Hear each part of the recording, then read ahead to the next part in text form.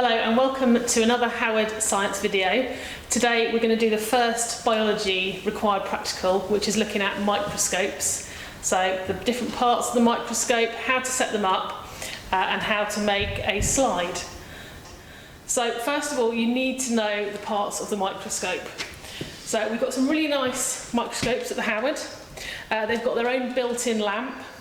So if we start at the bottom, we can turn on the lamp here, and the light comes from the bottom and goes up.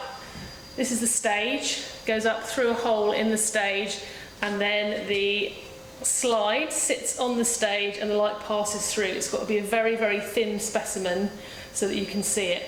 So it has to be translucent. So we have two clips here. These hold the slide in place. We've got two sets of dials. So we have coarse focusing, that's the larger wheel, and then we have fine focusing, that's the smaller wheel, and we'll talk about how they're used in a minute. We then have a set of three lenses. These are called the objective lenses, and you should always start with the shortest objective lens. That's the lowest power, so that's ×4. It magnifies 4 times. We have the yellow medium objective that multiplies ×10, and then the long ×40 objective, so they swivel around. You have to click them into place. Then at the top we've got the eyepiece lens, and that is usually ×10.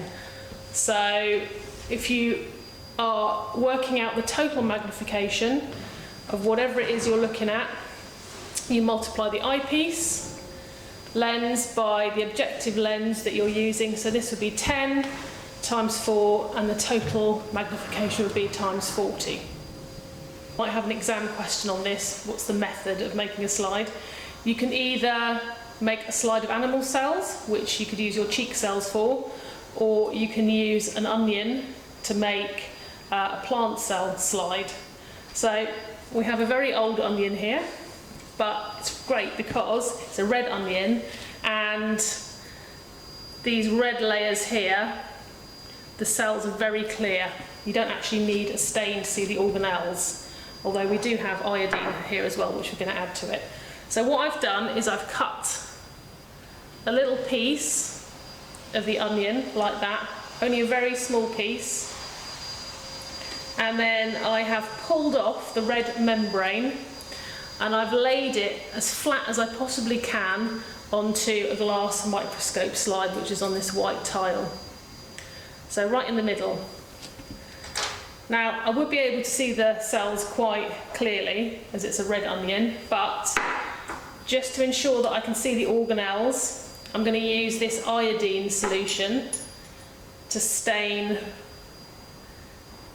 the cells. So I'm going to put about 2 drops on, not too much, and then on the top of that we're going to put this very, very thin square of glass, which is called a cover slip. Okay, so what you need to do is just hold it along the edge of the iodine, and then just drop it like a trapdoor, and I've put just about the right amount on. So I let the cover slip drop like a trapdoor, and that pushes out any air bubbles that might get trapped under the cover slip. And if you saw them under the microscope, they look like big black rings, and they get in the way of your specimen. If you've put a little bit too much iodine solution on your specimen, then you can just touch a piece of tissue along the side of it, and the tissue soaks up the stain. So you can see it's turning black there because it's reacting with the starch in the tissue. So iodine solution reacts with starch and goes blue-black. Okay, right, now this slide is ready to look at under the microscope, so you can move your clips out of the way. So I've got the stage at its lowest position, and you turn the stage by turning the coarse focusing dial. You need to put your slide so that the specimen that you want to look at is right in the middle of the hole in the stage. So you should look at it and see that it's all lit up.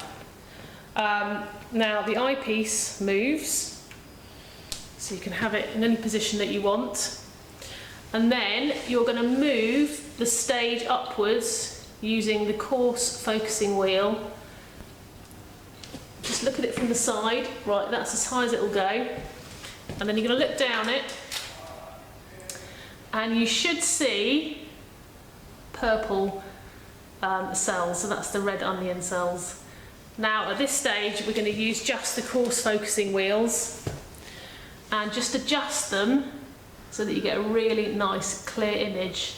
At this point you need to think about the difference between magnification and focus. So remember, magnification is how many times bigger it looks from its actual size, and focus is how sharp the image is. And if you have an exam question on this, you must not use the phrase zoom in, because you will not get any marks for it. So use either focus or magnification. Okay, so if we're going to increase the magnification, we need to use the next objective lens. If you've got a really nice, sharp, focused image on your ×4 objective lens, then you can click the yellow one into place and it should still be relatively focused. So let's have a look. Now this objective lens is closer to the glass, so you're still okay using these coarse focusing wheels, but you've got to be very, very careful.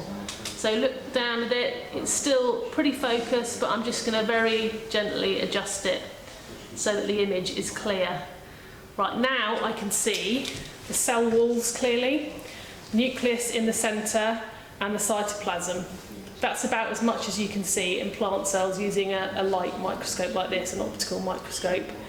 In an animal cell, you'd only see the cell membrane, the cytoplasm and the nucleus. Ribosomes, way too small to see, and mitochondria also too small. Right, if you're going to use the highest power objective lens, you need to make sure that your middle objective lens is focused, which it is, and then, and only then, will you click your ×40 lens into place. That's literally about 1 millimetre from the slide now. So we don't use the coarse focusing wheels to focus, we use the fine focusing wheels. So just look down and very gently adjust it so that you have a clear image. Okay, as part of the practical, you will need to do a biological drawing of what you see, so your field of view down the microscope. So you'd use a sharp pencil and you would draw a very simple pencil diagram showing the organelles that you can see. So in this case, cell wall, position of the cell membrane, and the nucleus. So just to recap, if you want to find the total magnification of the objective lens that you're using, then you multiply the power of the objective lens, so here we've got ×40, and multiply it by the eyepiece lens, which is ×10, so that will be 40 times 10, which is ×400. And if you want to work out the actual size of one of the cells that you're looking at, you would use the equation, well, I call it the AIM equation. So when you've got your equation triangle, you've got the I at the top for image size, and then you have the A at the bottom, which is the actual size, times the magnification. Okay, so if you wanted to find the actual size, you would do image divided by magnification.